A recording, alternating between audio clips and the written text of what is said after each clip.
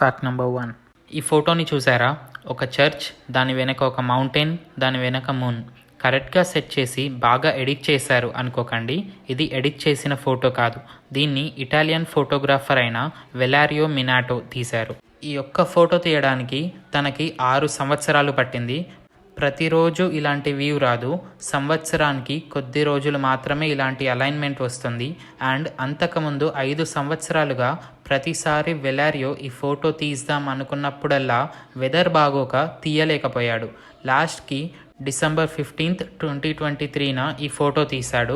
అంతేకాకుండా ఈ ఫోటో తీసిన 10 రోజుల తర్వాత అంటే December 25th, 2023న నాసా వాళ్ళు astronomy picture of the day for Christmas 2023 award ఇచ్చారు. అండ్ ఈ ఫోటోని తిను పీమౌంట్ ఇటాలీలో తీశారు. ఆ ముందు కనిపిస్తున్న చర్చ్ పేరు వచ్చేసి బాసిలికా ఆఫ్ సూపర్గా. Fact number 2. మాల్దీవ్స్. మన ఇండియన్స్కి మంచి హనీమూన్ డెస్టినేషన్ ఏది అంటే ఫస్ట్ గుర్తొచ్చేది ఇదే.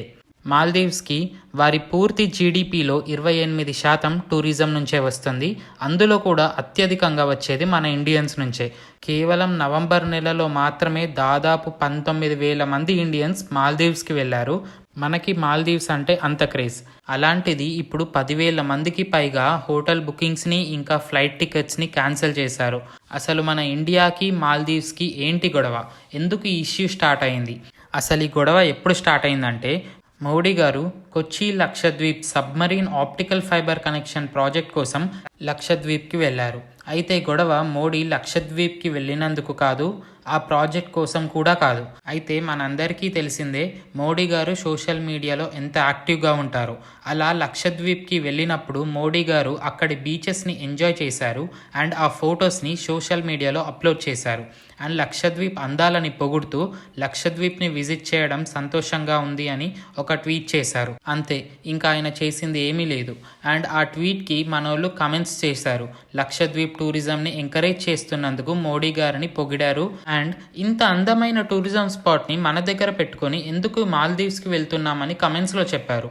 మన దేశంలో ఉన్న ఇంత మంచి టూరిజం స్పాట్ గురించి మాట్లాడడంలో ఏం తప్పులేదు. కానీ మాల్దీవ్స్ గవర్నమెంట్లో ఉన్న డిప్యూటీ మినిస్టర్స్ మాత్రం దీన్ని పాజిటివ్గా తీసుకోలేరు.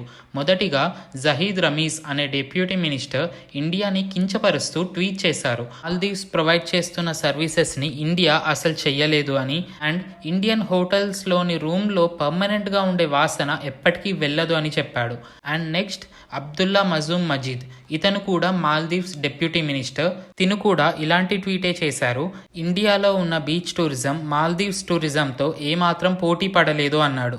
ఇంకా మరో deputy minister of youth empowerment అయిన మరియం షీనా అయితే మోడీ గారినే తిట్టేసింది. ఒక దేశానికి ప్రైమ్ మినిస్టర్ అనే ఆలోచన కూడా లేకుండా puppet of Israel, India's clown అని మోడీ గారినే తిట్టేసింది.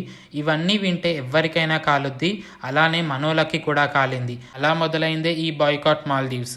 ఇలాంటి రెస్పాన్స్ చూసి మాల్దీవ్స్ గవర్నమెంట్కి పెద్ద దెబ్బే తాకిందని చెప్పొచ్చు. మాల్దీవ్స్లో ఉన్న ఇండియన్ కమిషన్ ఈ ఇష్యూని చాలా సీరియస్గా తీసుకొని దీన్ని Maldives ministry of foreign affairs దగ్గరికి తీసుకొని వెళ్ళింది. అండ్ ఇందాక చెప్పిన ఆ 3 డిప్యూటీ మినిస్టర్స్ని మాల్దీవ్స్ గవర్నమెంట్ సస్పెండ్ కూడా చేసింది. ఇంతే కాకుండా ఎప్పటి నుంచో మాల్దీవ్స్లో రన్ అవుతున్న ఇండియా అవుట్ క్యాంపెయిన్ వల్ల ఈసారి నవంబర్ 2023లో జరిగిన మాల్దీవ్స్ ఎలక్షన్లో మొహమ్మద్ ముజిబ్ పవర్లోకి వచ్చాడు. తిన ఎలక్షన్ క్యాంపెయిన్లో మెయిన్ మోటో ఏంటి అంటే ఇండియా అవుట్. మాల్దీవ్స్ మీద ఉన్న ఇండియన్ గవర్నమెంట్ ఇన్ఫ్లుయెన్స్ని పూర్తిగా తగ్గిస్తాను అని చెప్పాడు. చెప్పినట్టుగానే ముజూద్ పవర్లోకి రాగానే మాల్దీవ్స్లో ఉన్న 77 మంది ఇండియన్ ఆర్మీని వెనక్కి పంపేయాలి అని ఇండియన్ గవర్నమెంట్ని రిక్వెస్ట్ చేశారు. ఈ ఇండియన్ మిలిటరీ అక్కడ ఉన్నది మాల్దీవ్స్ ప్రజలని కాపాడడానికే, అయినా వాళ్ళని తిరిగి పంపేశారు. ఇండియా వల్ల మాల్దీవ్స్కి చాలా లాభాలున్నాయి. మాల్దీవ్స్కి ఎక్కువగా ఎసెన్షియల్ ఐటమ్స్ అన్నీ ఇండియా నుంచే వెళ్తుంది. అండ్ ఇండియా నుంచి వచ్చే టూరిజం ఇన్కమ్ అయితే వాళ్ళ జీడిపిలో 28%.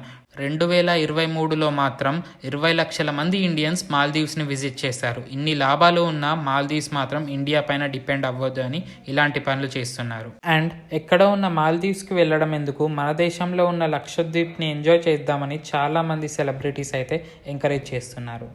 ఫ్రెండ్స్, వీడియో కంటిన్యూ చేసే ముందు ఈ వీడియో నచ్చితే ప్లీజ్ లైక్ చేయండి. మీరు చేసే ప్రతి లైక్ నా ఛానల్కి బూస్ట్ని ఇస్తుంది. కుదిరితే ఛానల్ని సబ్స్క్రైబ్ చేసుకొని పక్కనే ఉన్న బెల్ బటన్ని ఆన్లో పెట్టుకోండి. Fact number 3. చైనాలో ఒక వ్యక్తి ఏం చేశాడంటే ఫ్లైట్లో ఫస్ట్ క్లాస్ టికెట్ కొన్నాడు. అయితే ఫస్ట్ క్లాస్ టికెట్ ఉన్న వాళ్ళకి వీఐపీ లాంజ్ యాక్సెస్ ఉంటుంది కదా, లాంజ్లో ఫుడ్ కూడా ఫ్రీగా ప్రొవైడ్ చేస్తారు. అయితే ఇతను ఈరోజు టికెట్ కొన్నాడు, వీఐపీ లాంజ్లోకి వెళ్ళి ఫ్రీగా ఫుడ్ తిన్నాడు. బయటికి వచ్చి ఆ టికెట్ని రేపటికి పోస్ట్పోన్ చేసుకున్నాడు. రేపు మళ్ళీ వచ్చి వీఐపీ లాంజ్లో మళ్ళీ ఫ్రీగా ఫుడ్ తిని మళ్ళీ నెక్స్ట్ డేకి పోస్ట్పోన్ చేశాడు. ఇలా ఎన్నిసార్లు చేశాడో తెలుసా? 300 సార్లు.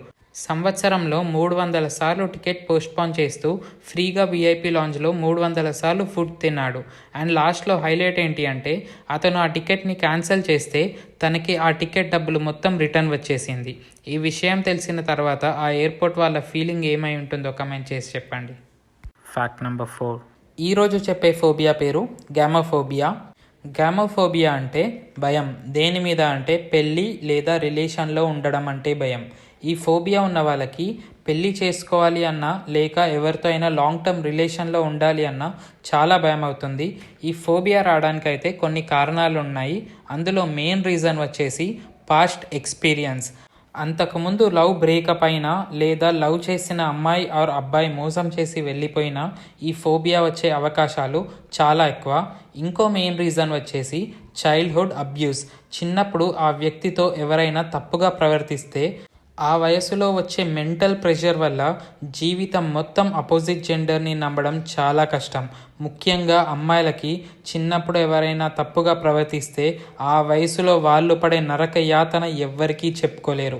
జీవితాంతం ఆ సంఘటన గుర్తు ఉంటుంది. అబ్బాయిలంతా ఇంతే ఏమో అని వాళ్ళ మనసులో ఉండిపోతుంది. ఇంకా వేరే రీజన్ వచ్చేసి కల్చరల్ ఆర్ సొసైటీ ప్రెషర్.